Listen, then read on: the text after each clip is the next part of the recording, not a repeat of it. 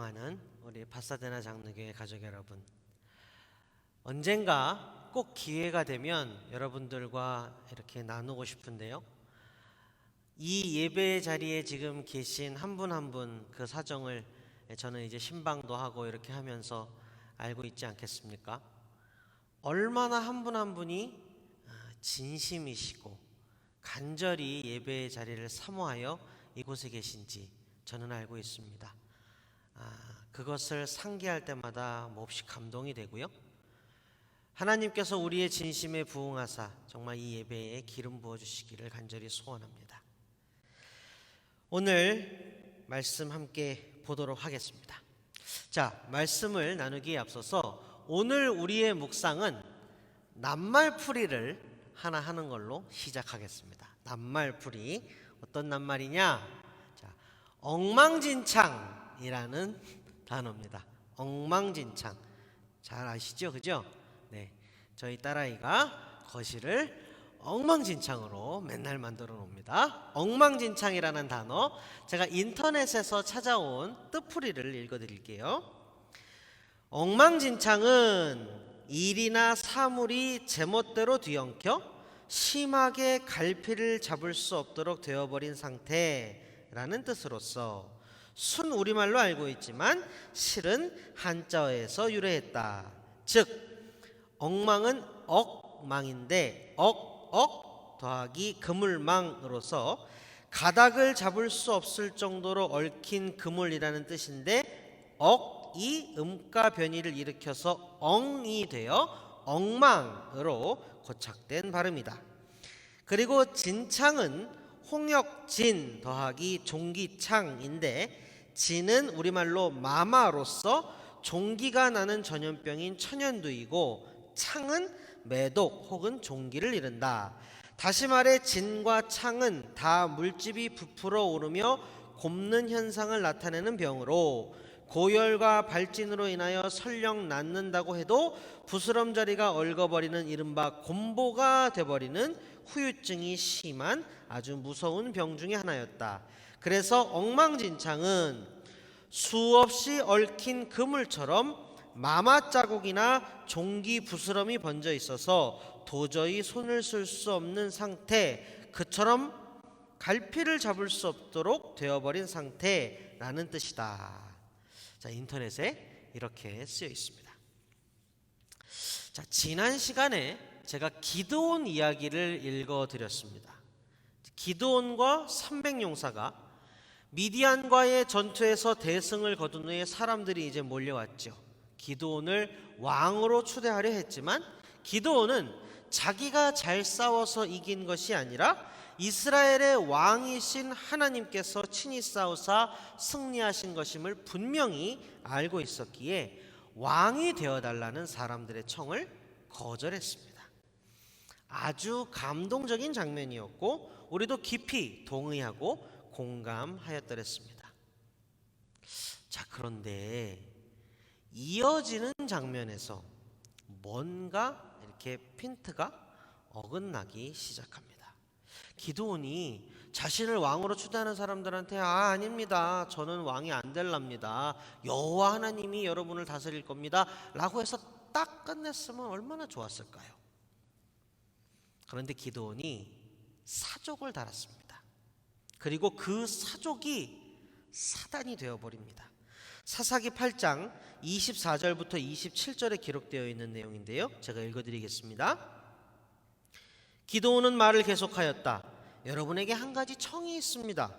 각 사람이 얻은 전리품 가운데서 귀고리 하나씩을 나에게 주십시오. 미디안군은 이스마엘 사람들이므로 모두 금 귀고리를 달고 있었다.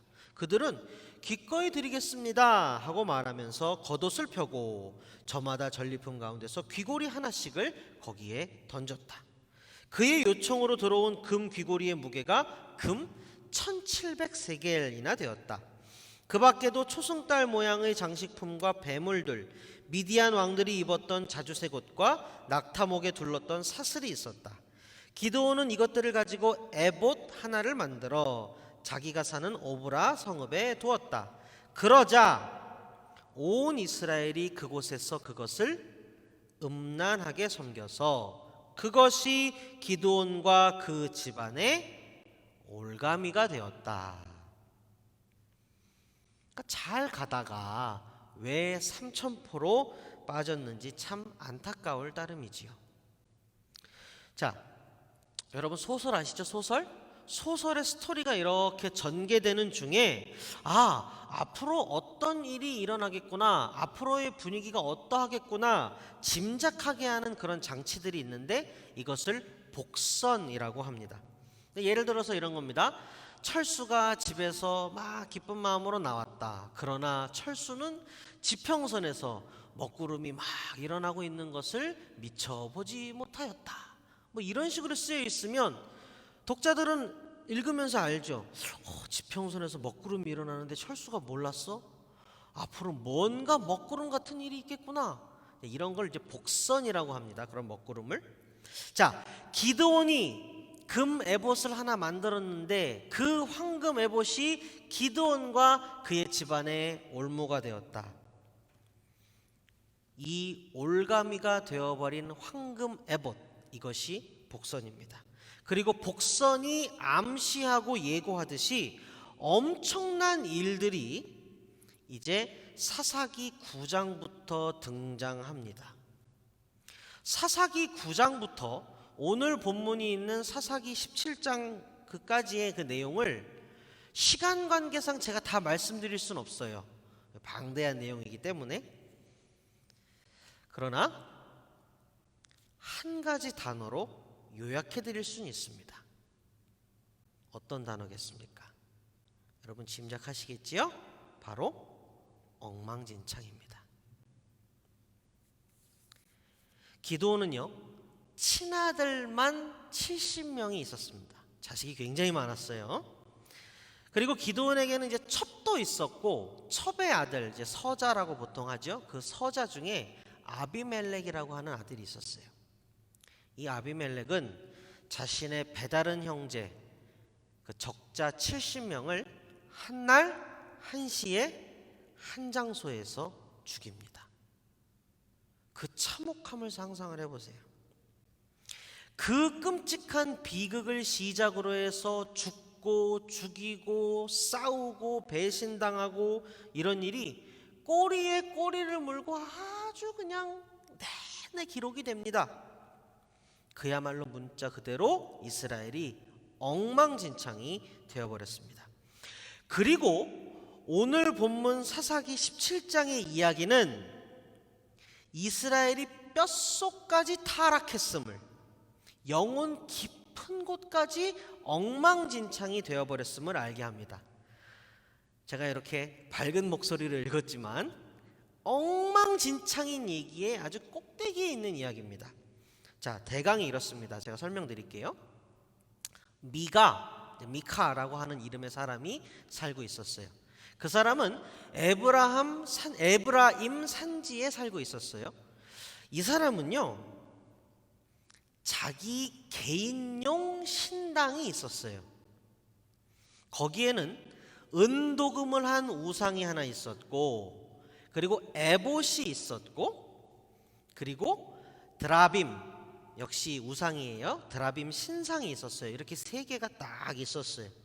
그리고 자기 아들 중에서 이렇게 한 녀석을 그냥 뽑아갖고, 야, 네가 요 신당 제사장 좀 해라. 그렇게 해서 그냥 세워놨어요. 그러고 있는데 어느 날 미가가 이렇게 집 밖에 앉아있다 보니까 앞에 젊은이가 하나가 이렇게 지나갑니다. 그래갖고 이제 그 젊은이하고 이렇게 얘기를 하게 됐어요. 근데 얘기를 하다 보니까 이 젊은이가 레위 지파 출신이에요. 그러니까 미가가 딱 여기서 번뜩한 거예요. 그래? 자네 레위 지파 출신이야? 그러면 내 여기 개인용 신당이 하나 있는데 여기에 제사장으로 취직시켜 줄 테니까 취직해라.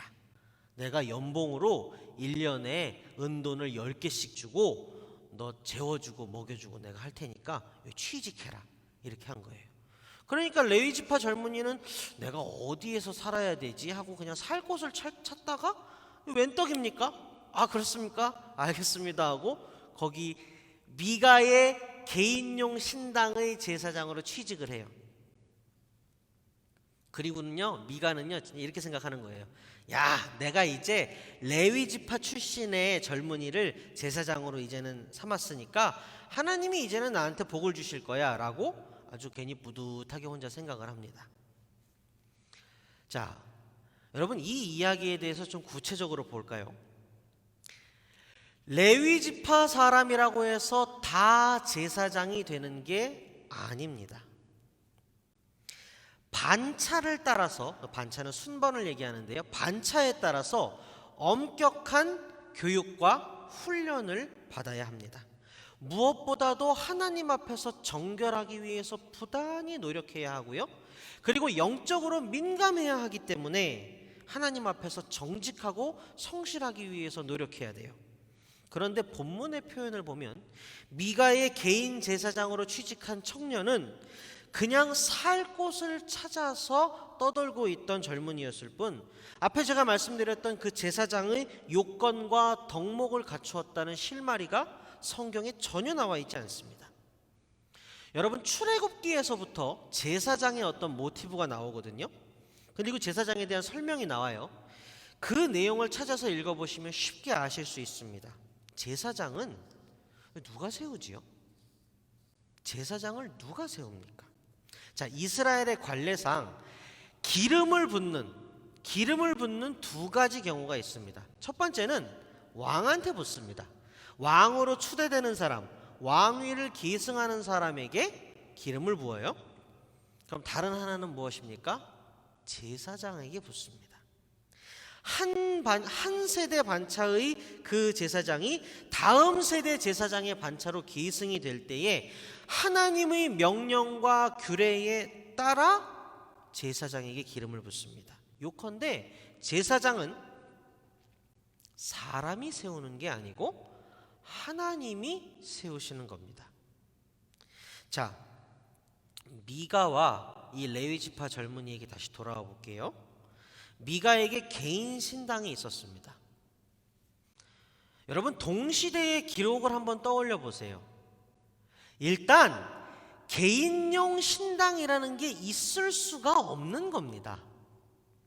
그리고 그 개인용 신당에 은도금한 우상을 두고 이게 하나님이네 이랬고요, 에봇을 두고 이게 하나님이네 했고요, 드라빔을 두고 이게 하나님이네 그렇게 했습니다.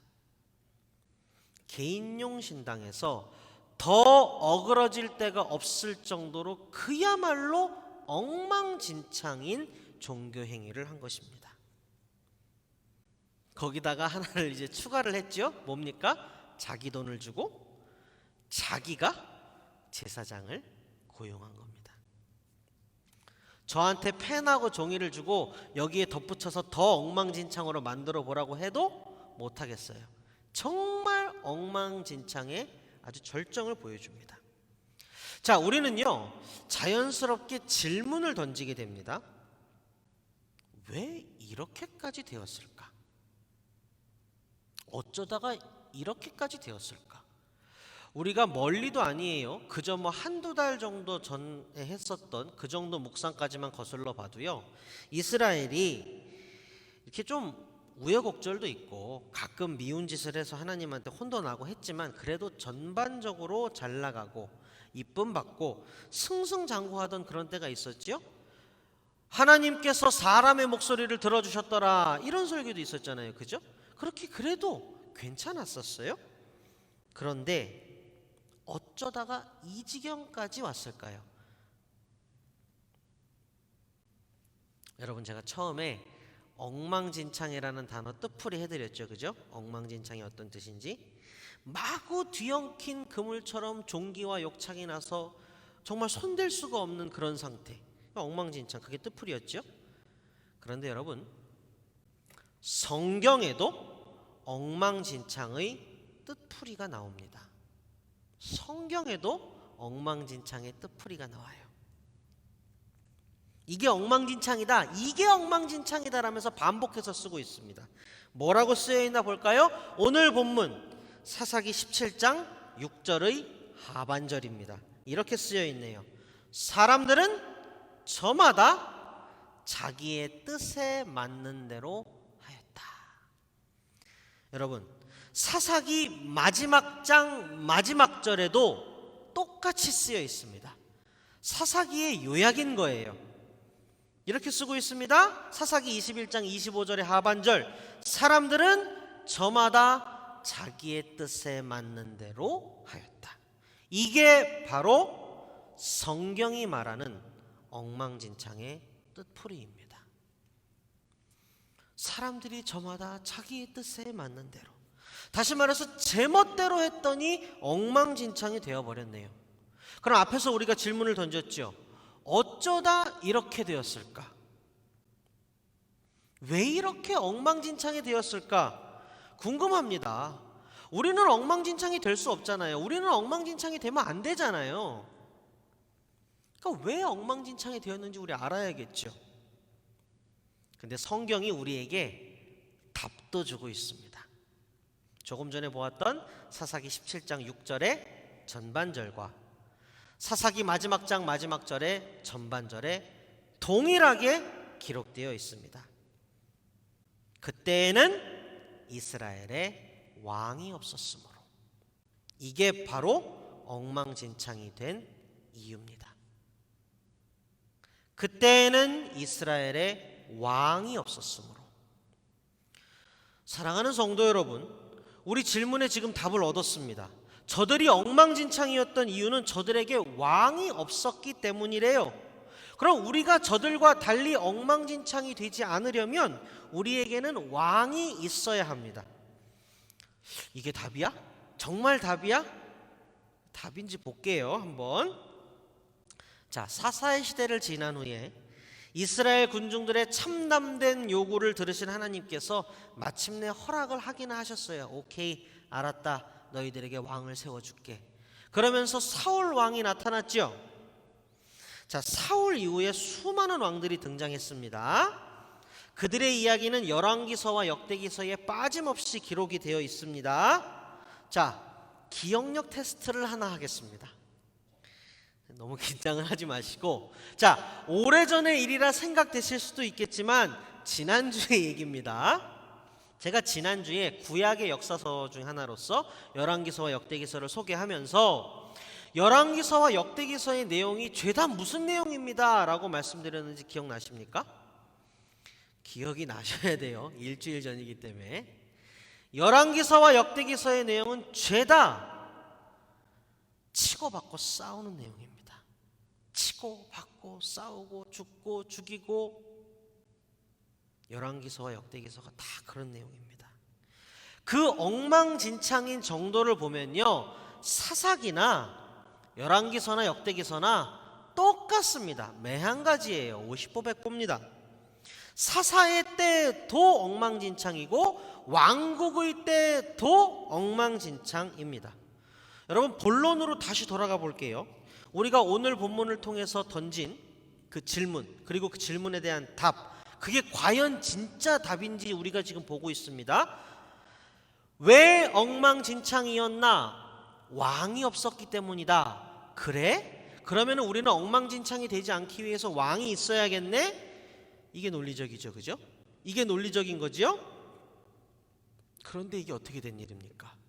왕이 없었던 사사의 시대에도 엉망진창이었고요, 왕이 있었던 이스라엘 왕국의 시대에도 엉망진창이었습니다. 답이 틀렸나? 성경의 답이 틀렸나? 아닙니다. 아니라는 것, 성경의 답이 틀리지 않았다는 것, 우리 성도님들께서 이미 알고 계시고 느끼실 겁니다. 지난 시간에 우리는 예수 그리스도만이, 우리 여호와 하나님만이 진짜 왕이요 유일한 왕이라는 사실을 알았고 확인했고 동감했습니다. 사랑하는 성도 여러분, 이 시간 성경이 전하는 그 진리를 여러분과 함께 나누고자 합니다.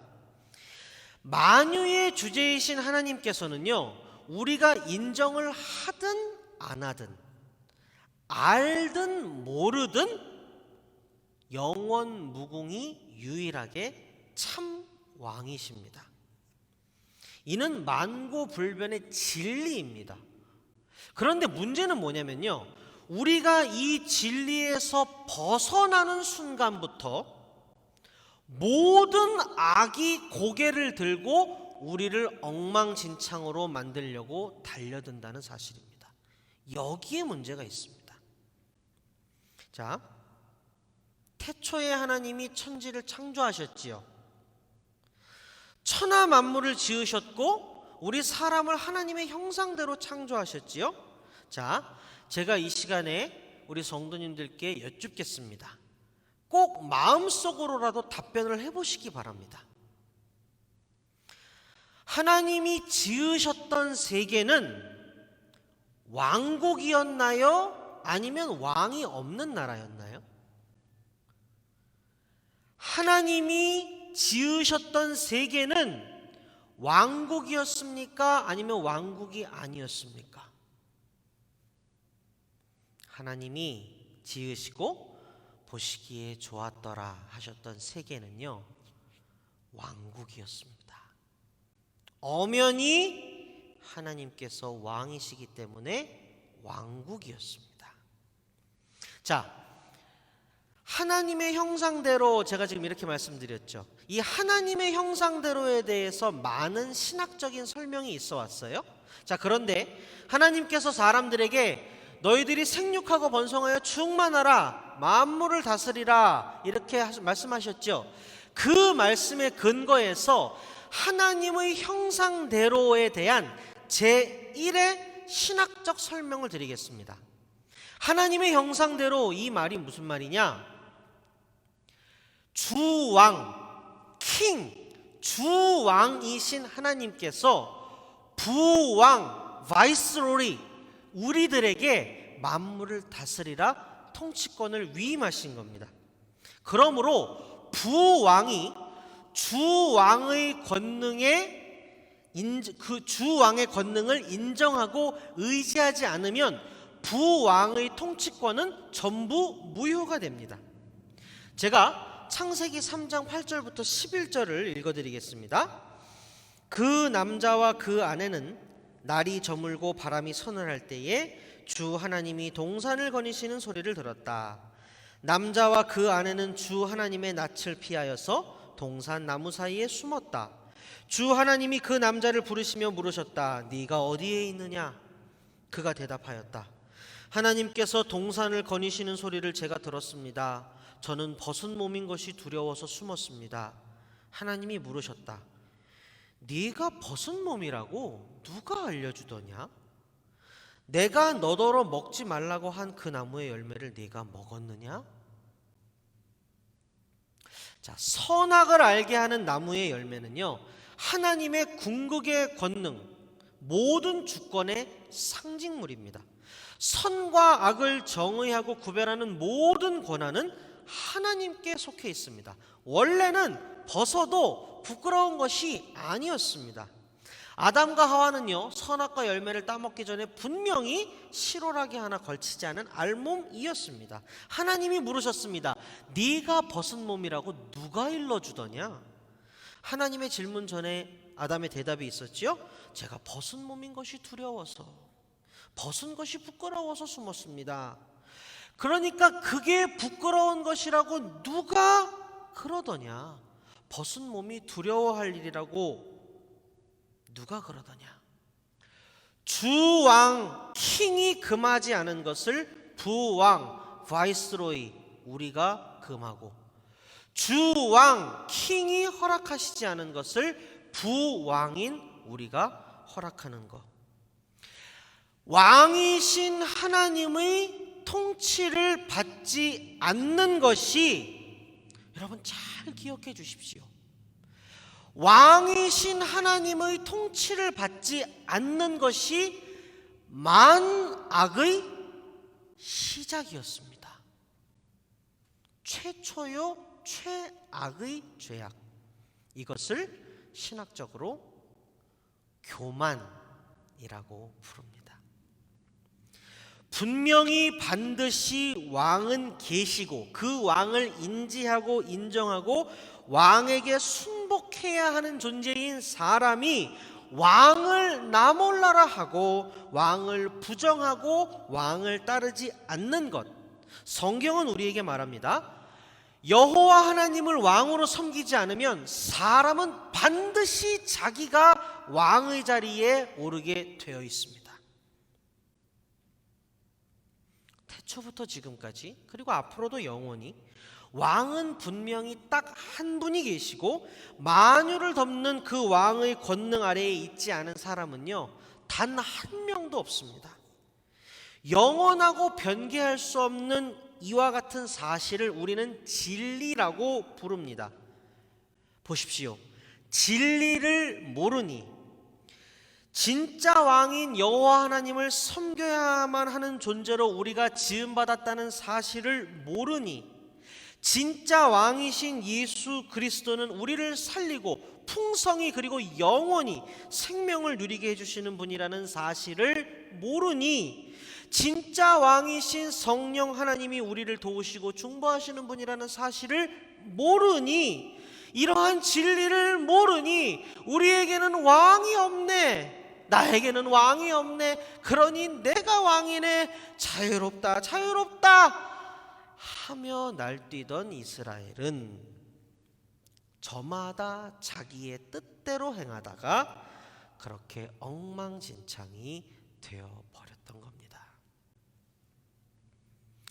요한복음 8장 32절이 외칩니다. 진리를 알지니 진리가 너희를 자유케 하리라.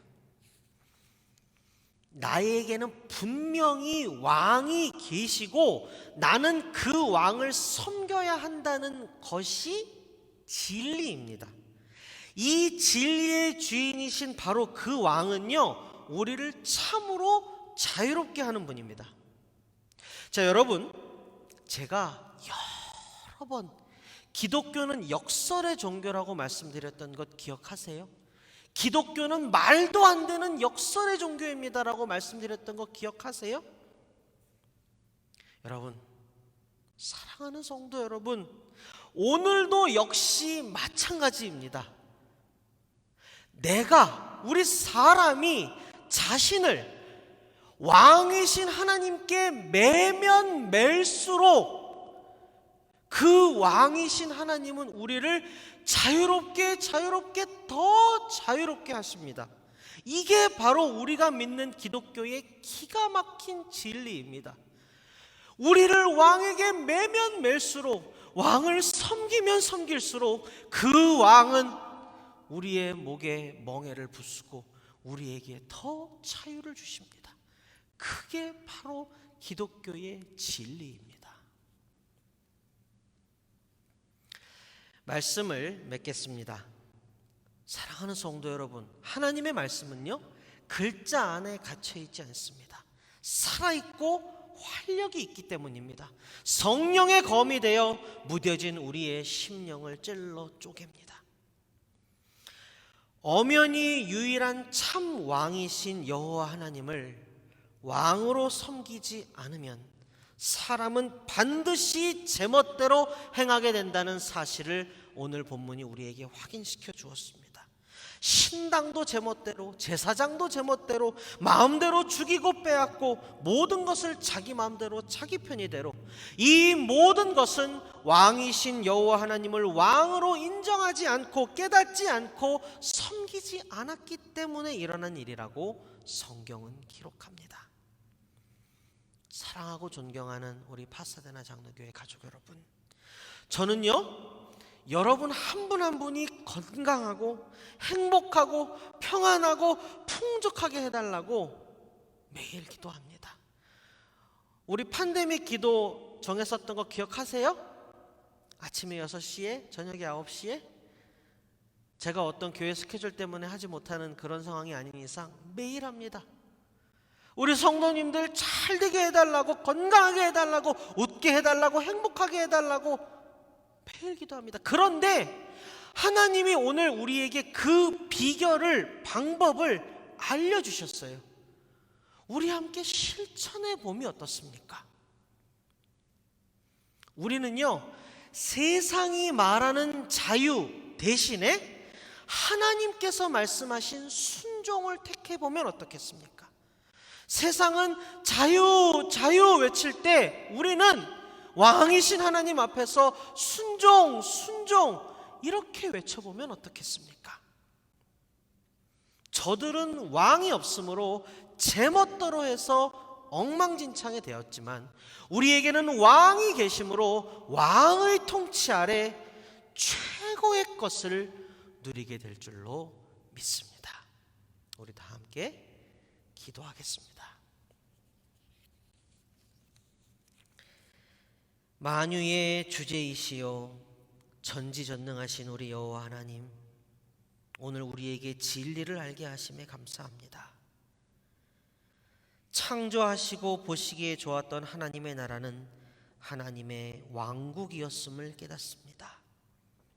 영원 무궁토록 왕이신 하나님의 은혜와 사랑 안에서 최고의 자유와 생명과 평화를 누릴 수 있었던 우리가 교만하여 하나님의 왕국에서 떠나왔습니다.